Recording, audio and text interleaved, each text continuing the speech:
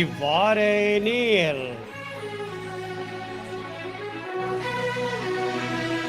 மற்றும் இவ்வாறு நீர் நீச்சில் உங்களுடைய அன்போடு சந்திப்பது ஜே சந்திரா.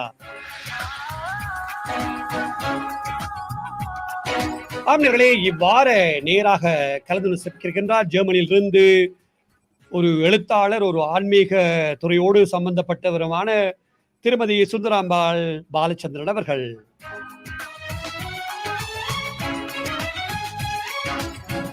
ஆம்னர்களே, அவர்கள் இப்பொழுது வானலில் வைத்திருக்கிறார். அவர் இப்பொழுது ஏற்றுக்கொள்ள இருக்கிறேன். வணக்கம் திருமதி சுந்தராம்பாள் அவர்களே. வணக்கம் சந்திரா. எப்படி இருக்கிறீர்கள்? நலமா இருக்கிறேன். ஆஸ்திரேலிய தமிழ் உறவுகளுக்கும் இனிய இரவு வணக்கம். நிச்சயமாக ஒரு அருமையான நேயர், ஜெர்மனியில் இருந்து நிகழ்ச்சிகளை கேட்டு வருபவர், முகநூல் வாயிலாகவும் அல்லது யூடியூப் வாயிலாகவும் கேட்டு வருபவர் ஒரு அருமையான நேரை நாங்கள் நினைத்திருக்கின்றோம். ஒரு முக்கியமான ஒரு நிகழ்வு. அவர் வேறு யாருமல்ல, ஜெர்மனிய மக்களுக்கு நன்கு பரிச்சயமானவராக இருந்தாலும் கூட மல்லாவியில் பிறந்து தற்பொழுது ஜெர்மனியில் வசித்துக் கொண்டிருக்கும் அவர் சுபா என்ற இயற்பெயரோடு தன்னுடைய கதைகளை அல்லது எழுத்தாக்கங்களை இலக்கிய உலகுக்கு படைத்துக் கொண்டிருக்கின்றார். சொல்லுங்களேன் திருமதி சுந்தராம்பாள் சுபா அவர்களை, எப்படி இந்த எழுத்துத்துறைக்கு காலடி எடுத்து வைத்தீர்கள்? அதாவது மல்லாவியில் இருக்கின்ற பொழுது எழுத ஆரம்பித்து விட்டீர்களா அல்லது ஜெர்மனிக்கு வந்தது பின்னர் தான் இது ஆரம்பமானதா? மல்லாவியில் இருக்கும்போது பாடசாலை நிகழ்வுகளில் மட்டும்தான் எழுதி கொண்டிருந்தேன். பத்திரிகைகள் சஞ்சிகைகளுக்கு எழுதியது என்று இல்லை. உங்களுக்கு தெரியும், நாங்கள் எல்லாம் துரித பாசல் சேவையில் வந்து இறங்கின மனிதர்கள் அல்ல, கப்பல் மூலம் வருபவர்கள் போல் வந்தவர்கள். இது வந்து புதிய மொழி, புதிய மனிதர்கள். அந்த நேரத்தில் எங்களுக்கு எழுத்துத்தான் பெரிய ஒரு துணை. பேனாவை எடுத்தால் எங்களுக்கு என்ன வருகிறதோ அவ்வளவும் எழுதிவிடலாம். அப்படித்தான் ஆரம்பத்தில இருந்தே எனது எழுத்தை வளர்த்து கொண்டிருந்தேன். நிச்சயமாக. அப்ப எழுத வேண்டும் என்ற, இப்ப சரி ஜெர்மனிக்கு வந்துட்டீங்கள், ஆனா ஏன் எழுத வேண்டும் என்றது அந்த ஒரு அவா அல்லது என்ன காரணம் உங்களுக்கு எழுத்துத்துறைக்கு கொண்டு வந்தது? அல்லது ஏதாவது தாக்கம் இருக்கின்றதா? அல்லது நீங்கள் குறிப்பிட்டிருந்தீர்கள் நேரம் கிடைத்தது என்று, ஆனால் என்ன காரணம் என்ன? அதாவது ஏன் அது தாமதமானது? தெரிந்திருக்கலாம், ஐரோப்பாவில் ஜெர்மனி, பிரான்ஸ், சுவிட்சர்லாந்து போன்ற நாடுகள் ஸ்காண்டினேவியன் நாடுகளை விட வித்தியாசமானது. இங்க வந்து படிக்க வேண்டும் என்று கட்டாயப்படுத்தவில்லை. அகதிகளாக வந்தவர்கள் விரும்பினால் படித்துக் கொண்டார்கள். எங்களுக்கு மொழி தெரியாதது, மற்ற ஆங்கிலம் பேசும் நாடுகள் என்றால் ஓரளவு சமாளித்துக் கொள்ளலாம். இது முற்று முழுதான் வேறுபட்ட ஒரு கலாச்சாரம். அந்த நேரத்தில் எங்களுக்கு மன உளைச்சல் வராமல் இருப்பதற்கு இந்த எழுத்து பெரிய துணை. நிச்சயமாக. கோபம் வந்தாலும் எழுதலாம், சிரிப்பையும் எழுதலாம், சந்தோஷத்தையும் எழுதலாம். அந்த அந்த நோக்கத்தில் தான் நான் எழுத வழிகிட்டேன். ஆரம்ப காலத்தில் பத்திரிகைகள் குறைவு. நாங்கள் சந்தா செலுத்தி பத்திரிகை எடுத்து வேறு நாடுகளுக்கு எழுதி கொண்டிருந்தேன். நல்ல விஷயம். அதாவது எத்தனையாம் ஆண்டு திருமதி சுபா அவர்கள் எழுத ஆரம்பித்தீர்கள் ஜெர்மனியில் இருக்கின்ற பொழுது? 1995 மும்முரமாக எழுத தொடங்கி விட்டேன் பத்திரிகைகளுக்கு. இப்ப சரி, உங்களுக்கு எழுதுகின்ற பொழுது உங்களுடைய ஆரம்பத்தில் எது எழுதினீர்கள்? சிறுகதையாக எழுதினீர்களா அல்லது ஒரு இலக்கிய நயத்தோடு ஏதாவது கிறுக்க வழிகிட்டீர்களா? அதை பற்றி சொல்லுங்களேன் நேர்களுக்கு. ஆரம்பத்தில் அகரம் தொடங்கியது மகனோடு சிறுவர் பாடல்கள், சிறுவர் கதைகளை பத்திரிகைகளுக்கு அவனை பழக்க வைப்பதற்காக தொடங்கி, அம்மாவும் அவனுக்கு எழுதினால் அவன் உற்சாகமாக எழுதுவான் என்ற ஒரு நோக்கத்தில் சிறுகதைகள் தான் தொடங்கினேன். இப்ப சிறுகதைகள், இப்ப ஜெர்மனியில் 95ஆம் ஆண்டு என்றாலும் தமிழர்கள் கூடுதலாக குடியேறியிருப்பார்கள் என்றாலும் அந்த மக்கள் தொகை குறைந்த, அதாவது புலம்பெயர்ந்த தமிழர்கள் குறைவாக இருந்தாலும் பத்திரிகைகள் சொல்லி இலத்திரனியல் பத்திரிகைகளுக்கு எழுதினீர்களா அல்லது வாராந்தம் அல்லது மாதம் பெறுகின்ற பத்திரிகைகளாக இருந்ததா? வாராந்த பத்திரிகை வந்து கொண்டிருந்தது. நீங்கள் சொன்னது போல் பரவலாக இருந்தாலும் நான் பிறந்த வன்னி மாவட்டத்தை போலத்தான் நான் வாழும் ஜெர்மனியின் 16வது சிறிய ஒரு மாநிலத்தில் இருக்கிறேன். இங்கு பத்திரிகைகள் இல்லை. நான் பிரான்ஸ் நாட்டில் இருந்தும் லண்டனில் இருந்தும் தான் பத்திரிகைகளை எடுத்துக் கொண்டிருந்தேன்.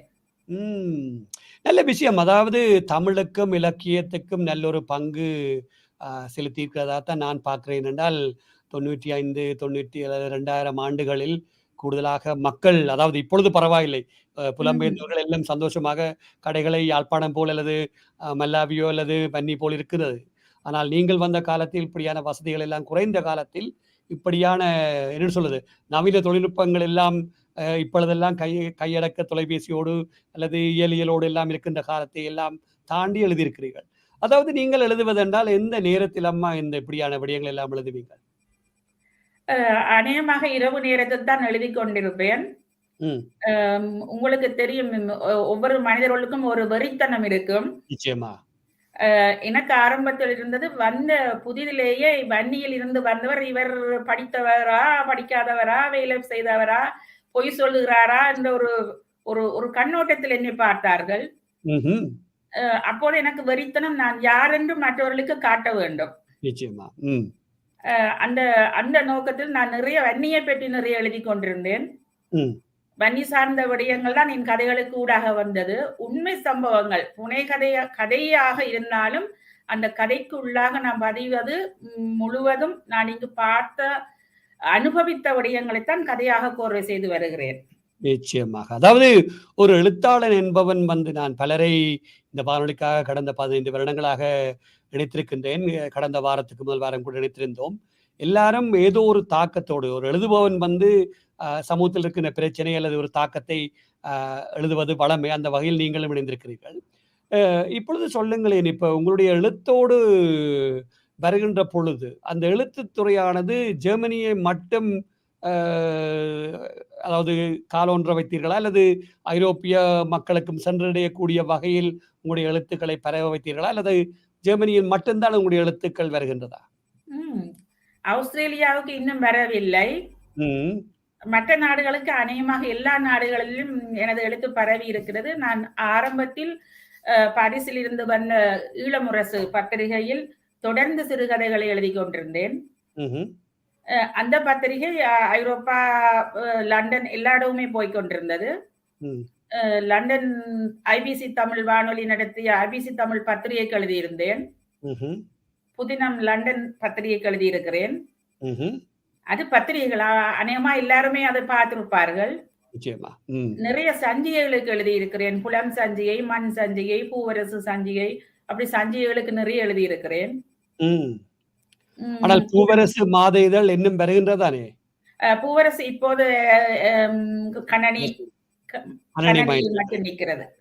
நானும் அதில் ஒரு என்ன சொல்றது, ஒரு சப்ஸ்கிரைப் பண்ணி, அதாவது இணைந்து இருக்கின்றோம். ஆகவே இனிமேல் பார்க்கலாம். ஆனால் ஆஸ்திரேலியாவுக்கு நீங்கள் சொன்னீர்கள், ஆனால் எனக்கு அனுப்பிக்கொண்டு தான் இருக்கிறீர்கள். ஆகவே யாரோ ஒருவருக்கு வந்திருக்கிறது. ஆனால் நான் நேரம் கிடைக்கின்ற வேளையில் அதை தட்டி பார்க்க முயற்சிக்கின்றேன். உங்கள் பெயரில் எனக்கு இருக்கும் அன்பு. நிச்சயமாக, நிச்சயமாக. எனக்கு மூத்த என்னுடைய அண்ணாவின் பேர் ஜெயச்சந்திரா. ஆஹா, அதனால் ஒரு அன்பு. நிச்சயமாக. அதாவது இந்த வானொலியானது இந்த இந்த நிகழ்ச்சியினூடாக உலகத்தில் இருக்கின்ற பல உறவுகளை எனக்கு பெற்று தந்திருக்கிறது. அந்த வகையில் நாங்கள் இப்பொழுது தொடர்ச்சியாக ஜெர்மனியில் இருந்து இணைத்துக் கொண்டிருக்கிறோம். அதில் நாங்கள் உங்களையும் இணைத்ததில் மற்றற்ற மகிழ்ச்சி. சந்தோஷம், சந்தோஷம். எங்களையும் நீங்கள் ஆஸ்திரேலிய மக்களுக்கு அடையாளப்படுத்துவதிலும் மிக்க மகிழ்ச்சி. நிச்சயமாக, அருமை. இப்ப சொல்லுங்களேன், அதாவது உங்களுடைய எழுத்தென்று பார்க்கின்ற பொழுது முதலாவதாக நீங்கள் எழுதியது ஞாபகம் இருக்கின்றதா? அது என்ன, அல்லது அதனுடைய வரிகள் ஏதாவது இருக்கின்றதா? அது எதை பற்றி எழுதினீர்கள்? என்ற 95ஆம் ஆண்டு எழுத துவங்கினேன்னு சொல்லுகிறீர்கள். கிட்டத்தட்ட 20 வருடங்களை தாண்டி விட்டது. ஞாபகம் இருக்கின்றதா? அதை ஏதாவது பகிர்ந்து கொள்ளுகிறீர்களுக்காக. நான் நினைக்கிறேன் பரிசு என்ற ஒரு சிறுகதை தான் எழுதியிருக்கிறேன். உண்மையிலேயே நான் நிறைய சிறுகதைகளை எழுதியிருப்பதால் அந்த கதையை உடனே ஞாபகப்படுத்தி உங்களுக்கு சொல்ல முடியவில்லை. நிச்சயமாக. அதாவது நீங்கள் இந்த கதை என்று சிறுகதைகள், கவிதைகள் என்றெல்லாம் எழுதியிருப்பதாக அறிந்திருக்கின்றோம். உங்களை பற்றி உங்களுடைய நூல்களில் பலர் முன்னுரைகளில் விலாவாரியாக சொல்லியிருக்கின்றார்கள். உங்களுடைய எழுத்துத்துறை பற்றியும் உங்களுடைய திறமைகளை பற்றியும் சொல்லியிருக்கின்றார்கள். அந்த எழுத்துத்துறையை நீங்கள் ஏன் ஐரோப்பாவுக்கு மட்டும் வைத்திருக்கிறீர்கள்? ஏன் இலங்கை அல்லது வேறு நாடுகளுக்கு அல்லது வேறு உறவுகளுக்கு சென்றடைவதற்கான முயற்சிகளை ஏன் மேற்கொள்ளவில்லை என்று ஆராயலாமா? நீங்கள் அப்படி ஒரு குற்றச்சாட்டு என்னில் வைக்கக்கூடாது. நான் பரவலாக இங்க ஜெர்மனியில் இருந்தாலும் உங்களுக்கு பொய்யாக ஒன்றும் சொல்லவில்லை. நான் பேசுவது உண்மையிலே என்னுடைய மனச்சாட்சிக்கு நான் உண்மையாத்தான் பேசிக் கொண்டிருக்கிறேன். நாங்கள் படித்து பார்த்த தொழிலை இங்க வந்து செய்வதற்கான சாத்தியம் இல்லை. இப்ப எங்களுக்கு அடுத்த தலைமுறை எங்களுடைய குழந்தைகள் பார்க்கிறார்கள். எங்களுடைய வயது ஒத்தவர்களுக்கு உண்மையிலே அது சாத்தியப்படவில்லை இந்த நாடுகளில். என்ன வேலை கிடைக்கிறதோ அதைத்தான் நாங்க செய்ய முடியும். அதுவும் மிக தொழிற்கல்வி இல்லையென்ற ஒரு காரணத்துக்காக மிக குறைந்த வேதனம் தான் எங்களுக்கு தரப்படும். அதுக்கு உள்ளால் நாங்கள் ஒரு புத்தகத்தை வெளியீடு செய்வதென்றால் உண்மையிலே அது ஒரு பெரிய கஷ்டமான விஷயம். நிச்சயமா. ஆனா பத்திரிகைகளுக்கு நான் சந்தோஷமாக எழுதி கொண்டிருந்தால் எங்களுக்கு அதுக்கு சன்மானம் கிடைக்காது. ஆனா சந்தோஷம் பெருசா கிடைக்கும். நிச்சயமா. சஞ்சிகளை நாங்க சந்தாதளித்து எடுத்துக் கொள்ளுவோம், பத்திரிகைகளை எடுத்துக் கொள்ளுவோம். அது எங்களோட வருமானத்துக்கு போதியதாக இருக்கும், வாங்கிக் கொள்ளலாம். ஆனா புத்தகம் போடுவது உண்மையிலேயே மிக சிரமமான விஷயம். அப்படி இருந்தாலும் எனக்கு ஒரு என்னுடைய கணவர் வாசிப்பு பழக்கம் அற்றவர். அவர் ஒரு விளையாட்டு பிரியர். அவரை ஆன்மீகத்தில் நிறைய ஈடுபாடு கொண்டவர். அதை ஒரு நோக்கமாக வைத்துத்தான் ஆன்மீக புத்தகங்களை ஆரம்பித்தேன். இவரையும் இந்த பகுதிக்குள் இழுத்து வர வேண்டும். இல்லாவிட்டால் எனது எழுத்தை மடக்கி விடுவார், பிறகு எழுத முடியாமல் போய்விடும்.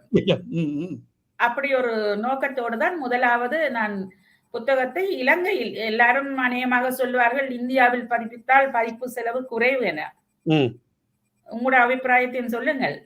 நிச்சயமாக. அதாவது இந்தியாவில் சில இடங்களில் ஈழத்தமிழர்களுக்கு உதவி செய்யக்கூடிய வகையில் இருந்த பதிப்பகங்களும் இருக்கின்றது. ஆனால் சில பதிப்பகங்கள் நிச்சயமாக லாப நோக்கத்தோடு இயங்குகின்றவர்கள் அதிக செலவோடு தான் பதிப்பிப்பார்கள். இலங்கையிலும் அதேயான சூழ்நிலை தான் காணப்படுகின்றது. இப்போது நீங்கள் குறிப்பிட்டது போலவே உங்களை போன்ற திறமையானவர்களுக்கு எழுதினாலும் அதை சந்தைப்படுத்துவது அல்லது அதற்கான செலவுகள் அதிகம் தான். நீங்க சொன்னது அது உண்மையிலேயே அது பொருத்தமான ஒரு செய்தி. இதில் நான் முதலாவது கந்தலோகம் என்றது கந்தபுராணத்தை இலகு நடையில் எழுதியிருந்தேன். அது 500 புத்தகங்கள் எனது, அது யாருடைய உதவியும் இல்லாம நான் அந்த புத்தகம் செய்திருந்தேன். மிகவும் சிறிய புத்தகம் இல்லை, அது ஒரு பெரிய புத்தகம். பார்க்க முடியுமா அந்த புத்தகத்தை? அந்த புத்தகத்தை எழுதி நான் அங்கே இருந்து பார்சலுக்கு இங்கே எடுக்கிறதுக்கே நிறைய காசு முடியும். ஆனால் அந்த அச்சு செலவை கூட தந்து யாரும் 3 €, 5 €க்கு உட்பட்டதுதான். அதுக்கு மேல ஒரு புத்தகமும் இல்லை. அதை கூட வாங்க மாட்டார்கள் யாரும். நீங்கள் நினைக்கலாம் இது ஏன் முடங்கி இருக்கிற, அப்படி இல்லை. நான் கோயில்களுக்கு அனுப்பினால் நன்றி என்று ஒரு வார்த்தை கூட வரவில்லை எனக்கு. புத்தகத்தை நான் போட்டு நான் அதை தபால் செலவு கட்டி கோயில்களுக்கு அனுப்பி வைத்தால் உங்கள் புத்தகம் கிடைத்தது நன்றி என்று சொல்லி ஃப்ரீயாத்தான் டெலிபோனும் இருக்குது. இதுதான் அந்த புத்தகம், கந்தலோக கலாபம். கந்தலோக கலாபம். கந்தனை பற்றி நாங்க கலாபிக்கிறோம். மிக இலகுவான, மிகவும் சுவாரஸ்யமான தமிழ் நடையிலே எழுதப்பட்ட கந்தபுராண கதை. மேலும் அருமை. அதாவது இலகுவான தமிழ் மொழியோடு எல்லாரும் வாசிக்கூடிய வகையில் எழுதியிருக்கிறீங்க, அப்படித்தானே? அப்படித்தான். நிச்சயமாக.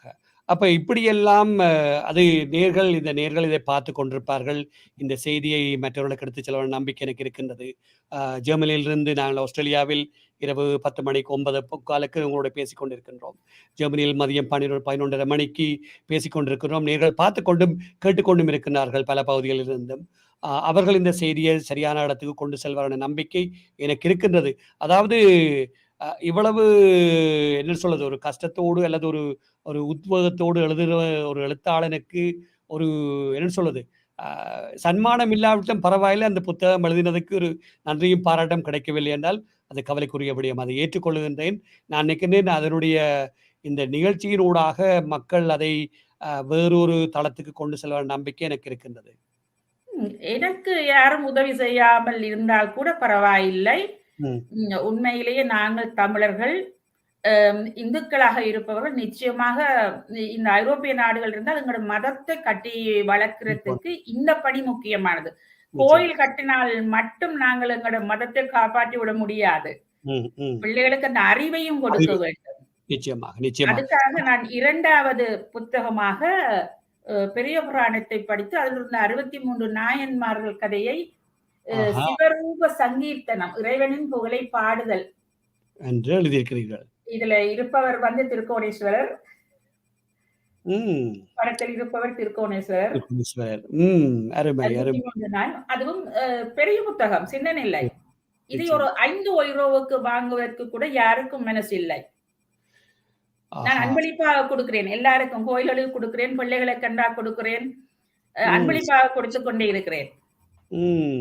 ம். கொஞ்சம் கஷ்டமான விடயமா தான் பார்க்கப்படுகின்றது. ஏனென்றால், இவ்வளவு கஷ்டப்பட்டு ஒரு தமிழோடு, சமயத்தோடு அ அந்த நீங்கள் பயணித்துக் கொண்டிருக்கின்ற வேளையில, அ ஒரு வேளத்திலே நாங்கள் பார்க்கின்றோம் இன்றைய விஞ்ஞான யுகம், பெற்றோர்களும் அல்லது பிள்ளைகளும் நாங்கள் கையடக்க தொலைபேசியும் அதோடு போகின்றபடியால் அப்படி இல்லாமல் நீங்க உங்கள மறிக்க வேண்டும். 1000 யூரோ, 2000 யூரோவுக்கு ஒரு ஐயர கூப்பிட்டு கல்யாணம் வீடு செய்றோம் தானே! ஆமா. ம். எத்தன 5 நிமிஷத்துக்கு குடுக்குறோம். ஆமாமாமாம். உண்மை. அப்ப 5 யூரோ பெரிய காசா நீங்க சொல்லுங்க. நிச்சயமா உண்மை. அதான் நான் சொன்னேனே, இந்த இந்த நாங்கள் எங்கேயோ போய்க் கொண்டிருக்கின்றோம், இன்னொருத்தி எல்லாம் விட்டு எதையோ தேடிக் கொண்டிருக்கின்றோம். நான் நினைக்கின்றேன் உங்களுக்கு அதுக்கான ஒரு காலம், நேரம், இந்த சிந்தனை மாற்றம் வெகு விரைவில் வரும் நினைக்கின்றேன். நான் நினைக்கின்றேன் அந்த ஒரு சமுதாயம் அந்த வயதை தாண்டுகின்ற பொழுது அந்த சிந்தனை ஓட்டம் வரலாமோ தெரியவில்லை. ஊட்ட வேணும். சிந்தனை ஓட்டத்தை நாங்கள் இளையோர்களுக்கு ஊட்ட வேண்டும். ம். நான் வாழும் மாநிலத்தில் ஒரே ஒரு கோயில் தான் இருக்கிறது. ஸ்ரீ மகாமாரி அம்மன் கோயில். ம். அவரது 25வது வெள்ளி விழா. எனது பெற்றோருக்கு நான் வெள்ளி விழா செய்து பார்த்ததில்லை. ம். அது என்னுடைய அம்மனுக்கு செய்யணும்ன்றதுக்காக அப்படி ஒரு புத்தகத்தை வெள்ளி கொலுசு. ஆஹா! அப்படி ஒண்ணும் வெளியிட்டிருக்கிறீங்க. வெள்ளி கொலுசு. இதுல இருக்கிறது 25 ஆன்மீக கதைகள். 25 ஆன்மீக கதைகள். ம். கதைகள். அந்த நாள்ல கொண்ட கோயிலிலே நான் அதை விநியோகம் செய்திருந்தேன். ம்ஹ்ம். அது என்னுடைய தனி முயற்சி அது. இது ஆலயம் சார்ந்தது இல்லை.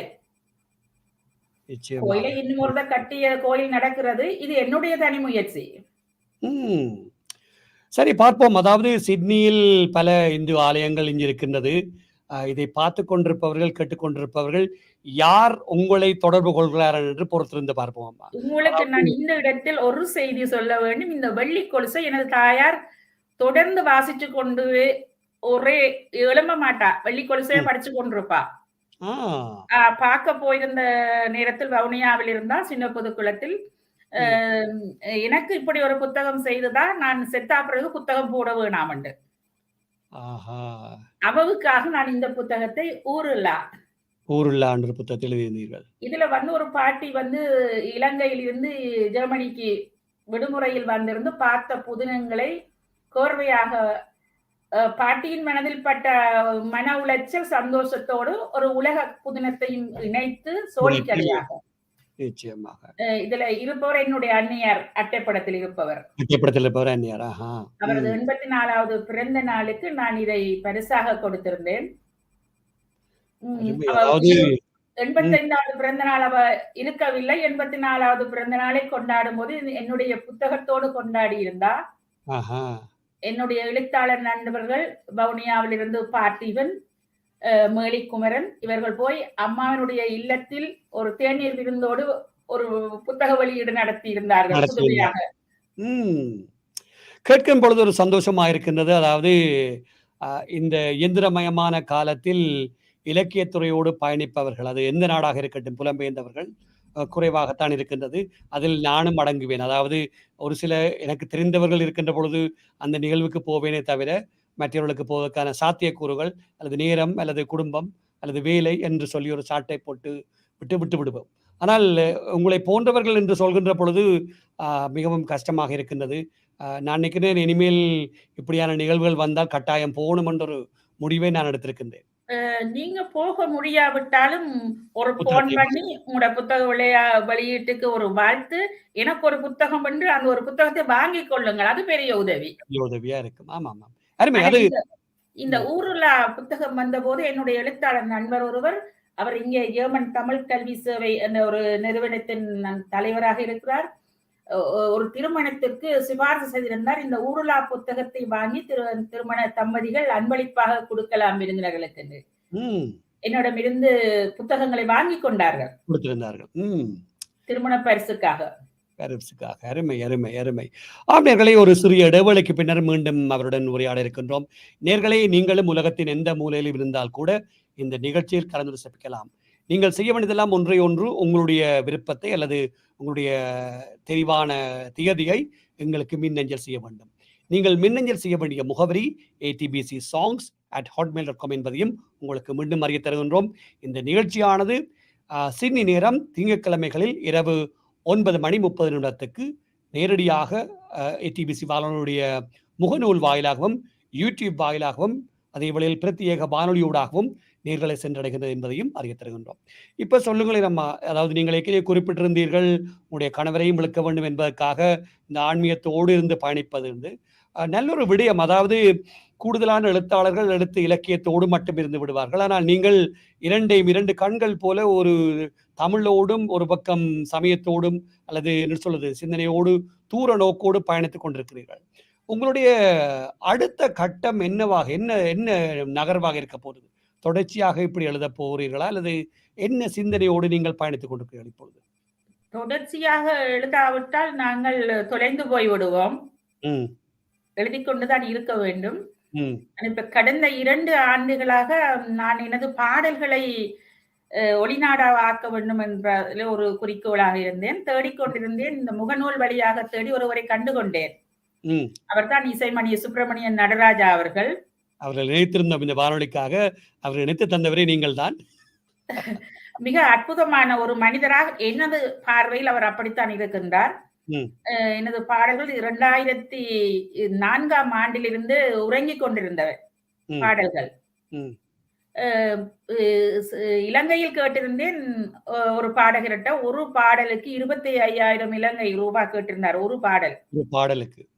நான் ஒரு சிடியை செய்வதாக இருந்தால் நிச்சயம் 2 லட்சத்துக்கு மேற்பட்ட தொகையை நான் அவருக்கு கொடுக்க வேண்டும். அந்த அளவுக்கு நான் ஒரு வீட்டு பணியாளராக இருந்து அது செய்ய முடியாது. தேடிக்கொண்டிருந்த போது தவறுதலாக இந்த பெயரை கண்டுகொண்டேன். ஆனால் இவரது குரலை நான் ஐபிசி தமிழ் வானொலியில் 25 ஆண்டுகளுக்கு முன் கேட்டிருக்கிறேன். தொலைபேசியில் தொடர்பு கொண்டு உட்பட்டி ஊடாக ஒரு பாடலை அனுப்பி வைத்தேன், இதை பாடி தருவீர்களான்னு.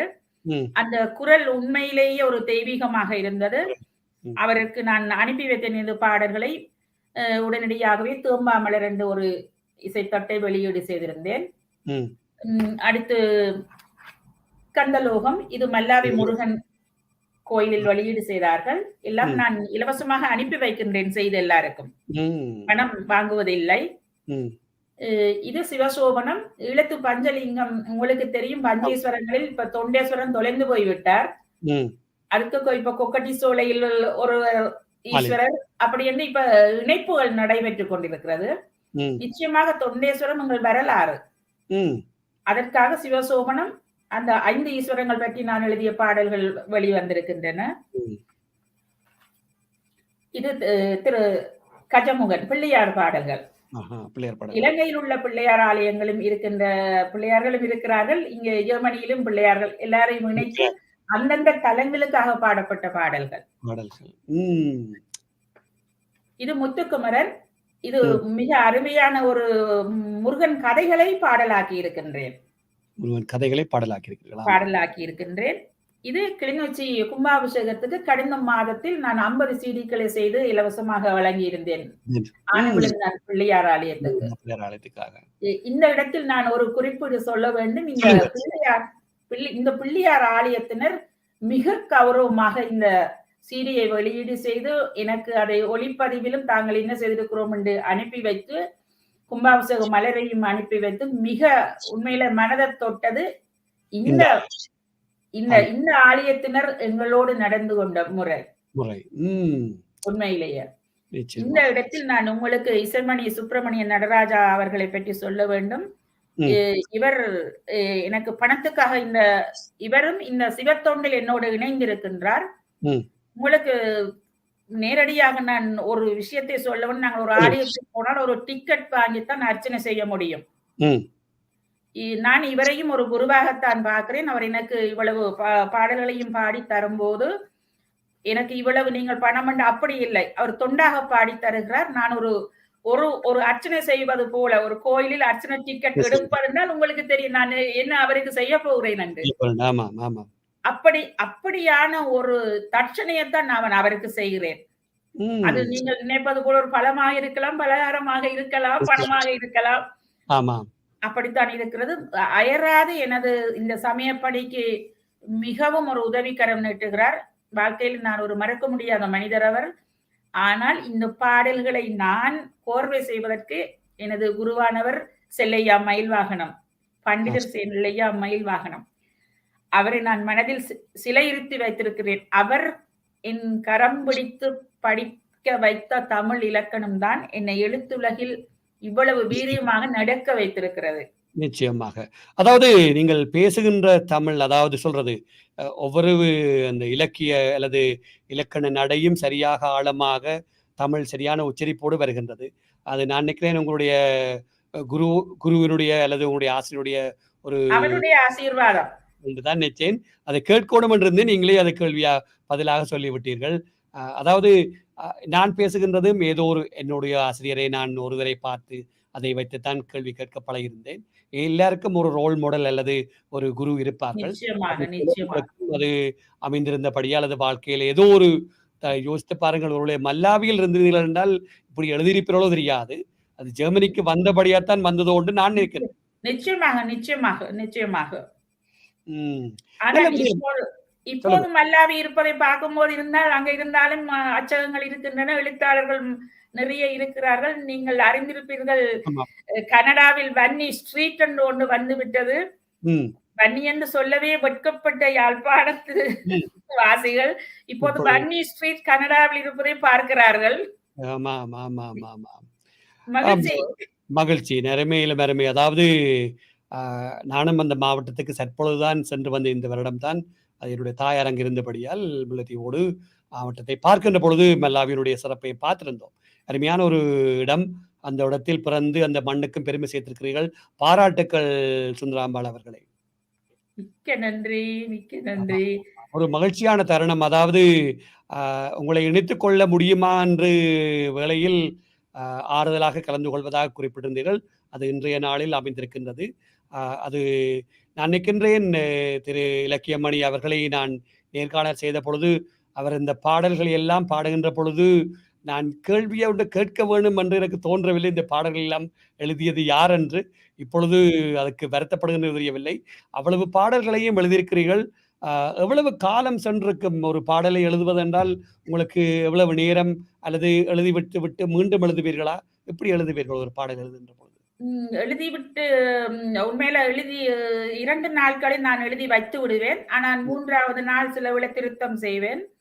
சில வேளை சுப்பிரமணியம் நடராஜா அவர்களை தொந்தரவு செய்வேன். நீங்கள் இதை பாடினதுக்கு பின்னர் எனக்கு திருப்தி இல்லை, இந்த சொல்லில் இது மாற்றம் செய்ய வேண்டும் என்று அவர் சலிக்காமல் எனக்கு பாடி தருகிறார். நிச்சயமாக அந்த பொறுமை அவரிடம் இருக்கின்றது. ஆமாம். சரி, இன்னொரு பக்கம் பெறணும். இப்படியான ஒரு திட்டம், ஒரு ஆங்கிலத்தில் ஒரு ப்ராஜெக்ட் உண்டு, ஒரு திட்டம் ஒன்றை செய்கின்ற பொழுது செயற்திட்டம் இசையமைக்கின்றதெல்லாம் யாரை பிடித்தீர்கள்? இசையமைப்பவர்கள் எல்லாம் ஜெர்மனியிலிருந்து இசையமைத்து தந்தார்களா, அல்லது வேறு யாரை அணுகியிருந்தீர்கள்? ஒரே இசையமைப்பாளர்களா இல்ல வேறு இசையமைப்பாளர்களா? நீங்கள் என்னுடைய வாயிலிருந்து இந்த உண்மையை கேட்க கூடாது. உங்கள் வானொலியில் ஸ்மூல் அண்ட் ஒரு கூட பாடுகிறார்கள் தானே? ஆமா ஆமா ஆமா. இசைமணி அவர்கள் ஸ்மூல் பாடகர். அவர் தானாக இசைக்கோர்வைகளை எடுத்து தனித்துத்தான் இந்த எனக்கு இவ்வளவு உதவிகளையும் செய்து வருகின்றார். நிச்சயமாக, நிச்சயமாக. அது அவர் சொல்லியிருந்தார் அதில் இந்த வானொலியில. ஆனால் அது எப்படி என்று சொல்லியிருக்க வேண்டும். இதனுடைய மகனும் இசைத்துடைய ஒரு பயணிப்பதாக குறிப்பிட்டிருந்தார். அருமை. அதாவது நீங்கள் சொல்லுகிறீர்கள், நாங்கள் ஒரு வயதை தாண்டி இருக்கின்றோம், இதெல்லாம் தொழில்நுட்பத்தில் என்று. ஆனால் எனக்கு ஆச்சரியமா இருக்கின்றது, அவரும் நீங்களும் மிகவும் சிறப்பாக இந்த திட்டங்களை எல்லாம் செய்து கொண்டிருக்கிறீர்கள். தனித்தனியாக இது செய்கின்ற பொழுது மிகவும் ஆச்சரியமாகவும் எனக்கு கொஞ்சம் பொறாமையும் இருக்கின்றது. என்றால் அடடா, இவ்வளவெல்லாம் சிறப்பாக செய்கிறீர்கள் என்று சொல்லி. நீங்க பொறாமப்பட்டதும் நீங்க உயரலாம், பொறாம வராட்டி நீங்க உயரலாது. உண்மை உண்மை. எங்களுக்கு பொறாமை இருந்தால் நாங்க வளர்ந்து கொண்டு வந்திருக்கிறோம். அதாவது வருகின்ற 26ஆம் தேதி 2 இசை நாடாக்களை பாரிஸ் நகரத்தின் வேலனை முத்துமாரியம்மன் ஆலயத்தில் வெளியிட உள்ளோம். அதுவும் முழு பாடல்களையும் அவர்தான் பாடியிருக்கிறாரா? அவர்தான், வேற யார் எனக்கு இவ்வளவு இலவசமாக பாடித்தர போகிறார்கள்? பாடித்தர முடியும். அந்த நிகழ்ச்சியை கேட்டுக்கொண்டிருப்பார் என்றால் அவர் மிகவும் சந்தோஷப்படுவார். என்றால் ஒருவருடைய செயலுக்கு மற்றொருவர் ஒரு பாராட்டு கொடுக்கின்ற பொழுது அதனால் கிடைக்கின்ற சந்தோஷம் வேறு எப்பொழுதும் கிடையாது. ஆகவே அது விலை மதிக்க முடியாத ஒரு என்னன்னு சொல்றது, நீங்களே குறிப்பிட்டிருந்தீர்கள் அந்த நன்றி அல்லது ஒரு அழைப்பு அல்லது உங்களுடைய பாடல்ன்னு சொல்கின்ற பொழுது சந்தோஷம். ஒரு கலைஞருக்கு கிடைக்கின்ற பாராட்டுக்கள் ஒரு கைதட்டுன்னு சொல்வார்கள். நாங்கள் வானொலியில் படைத்துக் கொண்டிருக்கின்றோம். இந்த வானொலி ஒரு சமூக வானொலி.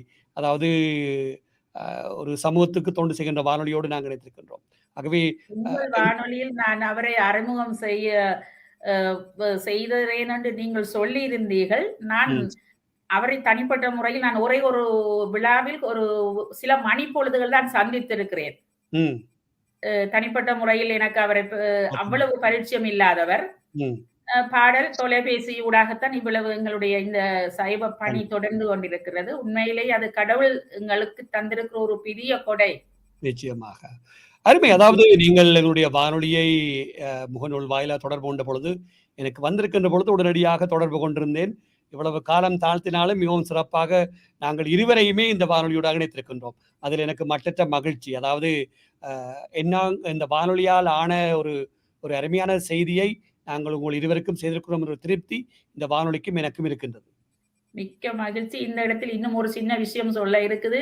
நீங்கள் பேட்டி ஆரம்பத்திலே கேட்டிருந்தீங்கள், உங்கள் அளவுக்குள் தான் சுருங்கி இருக்கிறேன் என்று. நிச்சயமாக நாங்கள் எங்களை ஒன்றும் செய்ய முடியாது. அடுத்தவர்கள் தான் எங்களை பற்றி பேச வேண்டும். ஆமாம். நான் இசைமணி அவர்கள் என்ன செய்கிறாரோ, அவர் பத்திரிகைகளோ, வானொலிகளோ அறிமுகம் செய்ய வேண்டியது என்னுடைய தார்மீக கடமை அது. என்னுடைய தந்தையார் 30வது வயதில் ஆரம்பித்த பாடசாலையை 80வது வயதில் தான் இவர்தான் ஸ்தாபகர் என்ற இந்த உலகத்துக்கு அறிமுகப்படுத்தினார்கள். 50 ஆண்டுகள் காத்திருந்தார். இன்றைய மல்லாவி மத்திய கல்லூரியின் ஸ்தாபகர் எனது தந்தையார். ஆமாம். நல்ல ஒரு விடயம். அதாவது நாங்க ஒரு அருமையான ஒரு நபரைத்தான் இணைந்திருக்கின்றோம். அதான் மல்லாவி மத்திய கல்லூரியுடைய ஒரு ஸ்தாபகர். உங்களுடைய தந்தையருடைய பெயரை முழு பெயரை சொல்ல முடியுமா? ராசையா கார்த்திகேசு. ராசையா கார்த்திகேசனுடைய மகளைத்தான் நாங்கள் இன்று சுபா என்ற இயற்பெயர்கள், அதாவது சுந்தராம்பாளுடைய சூனா, அதாவது சூனா என்ற எழுத்தும் பாலச்சந்திரனுடைய அவருடைய கணவருடைய பெயரும் இணைத்துத்தான் அந்த சுபா என்ற பெயர் அவரை வைத்திருக்கின்றார். நேர்களுக்கு தெரிந்திருக்கலாம், அல்ல தெரியாமல் இருந்திருக்கலாம். அந்த சுபா என்ற இயற்பெயரோடு இந்த கலை உலகில் பயணித்துக் கொண்டிருப்பவர். அவரைத்தான் நாங்கள் நினைத்திருக்கின்றோம். இப்ப சொல்லுங்களேன், இப்ப இந்த ஏதாவது இன்னும் புதிதாக செய்ய வேண்டும் அல்லது என்று ஏதாவது யோசிச்சு கொண்டிருக்கிறீர்களா வித்தியாசமாக, அல்லது உங்களுடைய அடுத்த பணி என்னவாக அமைய போகின்றது? அடுத்த படி என்ன, உண்மையிலே அடுத்த நாடக புத்தகம் ஒன்று இப்போது நான் எழுதி கொண்டிருக்கிறேன். அதுவும் ஆன்மீகம் சார்ந்தது. சிறுவர் நாடகங்களாக அது எழுத்தில் இப்போது இருக்கிறது. அச்சுக்கையில் இன்னும் அனுப்பவில்லை. உங்களுக்கு நான் சொன்ன அதே விஷயம்தான். எல்லாம் பொருளாதாரம் என்னுடைய தனி இதாக இருக்கிறவர். இந்த இடத்தில் நான் இந்த புத்தகத்தை உங்களுக்கு காட்ட வேண்டும். இது உங்களுக்கு தெரியும், இது இலங்கையில் இருந்து வரும் ஜீவநதி. இவர்கள் ஒரு பெண் சிறப்பிதழை வெளியிட்டிருந்தார்கள். இதில் என்னுடைய சிறுகதை இடம் பெற்றிருந்தது. நான் சிறுகதைகள் என்று புத்தகங்களை வெளியீடு செய்யவில்லை. அந்தந்த இடங்களில் பதிவு செய்து கொண்டு வருகிறேன். டென்மார்க்கில் இருந்து ஜீவகுமாரன் முகங்கள் என்ற ஒரு புத்தகத்தை செய்திருந்தார். அங்கேயும் என்னுடைய கதை இருக்கிறது. அந்த புத்தகங்கள் வாங்குபவர்கள் நான் ஒரு சிறுகதை எழுத்தாளர் என்பதை இனங்கண்டு கொள்வார்கள். சிறுகதைகளை இதுவரை நான் புத்தகமாக செய்ததில்லை. ஆன்மீகம் தான் என்னுடைய ரத்தத்தில் ஊறி போய் கிடக்கிறது. நிச்சயம். அதோடு நீங்கள் ஒன்று ஆழமாக குறிப்பிட்டிருந்தீர்கள். உங்களுடைய வலது கை, உங்களுடைய கணவரும் இணைந்திருக்கின்ற பொழுது உங்களுக்கு இரட்டிப்பு சந்தோஷம் அல்லது அவரையும் இணைத்துக் கொண்டதாக இருக்கும். ஆகவே நான் நினைக்கின்றேன், உங்களுக்கு அந்த ஆத்மீகத்தோடு கூடிய ஒரு எழுத்துத்துறை மிகவும் நல்ல ஒரு நீண்ட காலம் பயணிக்கக்கூடியதாக இருக்கும் என்று நம்புகின்றேன். என்றால் உங்களுடைய கணவரையும் இணைத்துக் கொள்ளக்கூடிய வாய்ப்பு உங்களுக்கு இருக்கின்றது. நல்ல ஒரு விடயம். பல விடயங்களை எல்லாம் ஆராய்ந்திருக்கின்றோம். இந்த நிகழ்ச்சி கேட்டுக்கொண்டிருக்கிறார்கள் நிறைவாக ஏதாவது சொல்ல விரும்புகிறீர்களா? நிச்சயமாக ஈழத்தில் இருப்பவர்கள் கேட்டுக்கொண்டால் அவர்களுக்கு நான் விசேஷமாக சொல்ல வேண்டியது இல்லை. வேறு மேல நாடுகளிலோ வேறு நாடுகளில் இருக்கும் மக்களுக்கு நான் சொல்லக்கூடிய விஷயங்கள், நிச்சயமாக ஒரு காலத்துக்கு முன்னம் மத மாற்றம் இருந்தது. இப்போதெல்லாம் அது இல்லை. சமத்துவம் என்ற ஒரு நிலை இப்போது வந்திருக்கிறது. இந்த தருணத்திலாவது எங்களுடைய குழந்தைகளுக்கு ஓரளவுக்கு நாங்கள் தமிழ் அறிவை ஊட்டுகிறார்கள். நான் இல்லை என்று சொல்லவில்லை. ஆனால் சமய அறிவு அது பூச்சியத்தில் தான் இன்னும் இருக்கிறது. ஆனால் பரவலாக கோயில்கள் வந்து கொண்டிருக்கின்றன.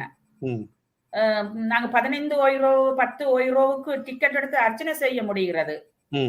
ஆனா குழந்தைகளுக்கான ஒரு இப்படியான ஒரு கதைகளையோ புத்தகங்களையோ வாங்கி அதை உட்கார்ந்திருந்து அவர்களுக்கு சொல்லிக் கொடுக்கிற அளவுக்கு இல்லை.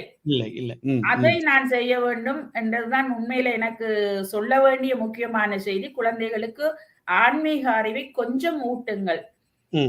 இப்போது நாங்கள் 60 தாண்டியவர்களாக இருந்தாலும் பெரியவர்களோ சிறியவர்களோ கண்டா எழுந்து விடுகிறோம். ஆனா குழந்தைகளுக்கு அந்த தாற்பயம் இங்கு தெரியாது. அது நாங்கள் எழும்புங்கள் என்று அவர்களை வற்புறுத்தவில்லை. ஆனால் ஒரு வேற்றுமொழி குழந்தைகள், என்னுடைய குழந்தைகள் வேற்றுமொழி பேர குழந்தைகள், வேற்றுமொழி பெண்.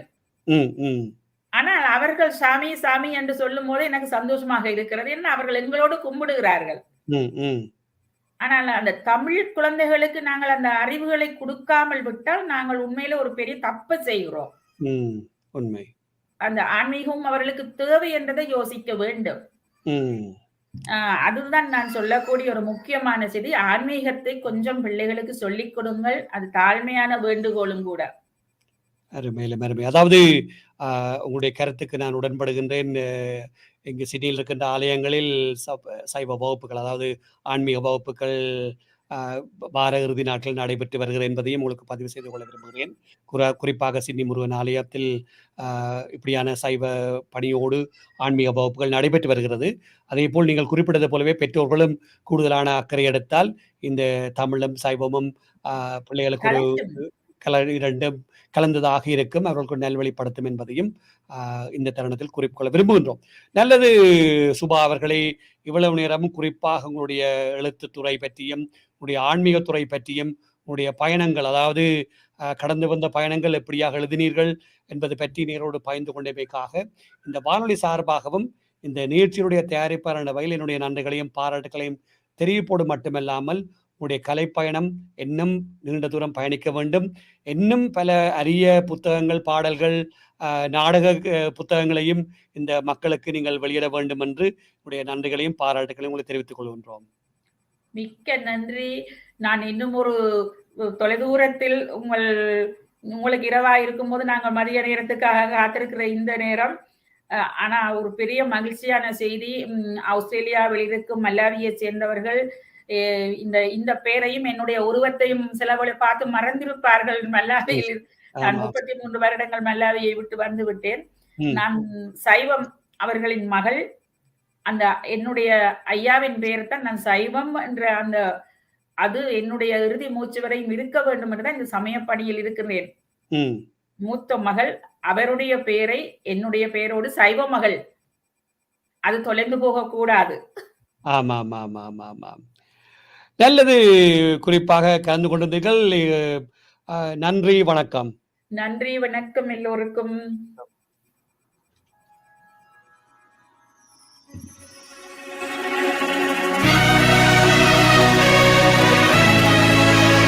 நீங்கள் இதுவரை கேட்டு ரசித்த நிகழ்ச்சி இவ்வாறே நேர். இவ்வாறு நேராக கலந்து சிறப்பித்திருந்தார் ஜெர்மனியிலிருந்து சிறுகதை எழுத்தாளர் மற்றும் ஆன்மீக துறையோடு தன்னை ஈடுபடுத்திக் கொண்டிருப்பவருமான திருமதி சுந்தராம்பாள் பாலச்சந்திரன், சுபா என்று அழைக்கப்படும் திருமதி சுந்தராம்பாள் பாலச்சந்திரன் அவர்கள். மற்றொரு நிகழ்ச்சியில் உங்கள் அனைவரும் சந்திக்கும் வரை இனிய வாழ்த்துக்களும் வணக்கங்கள் கூறி விடை பெற்று செல்லும் நான் உங்கள் அன்பின் AJ சந்திரா. வணக்கம் நேர்களே.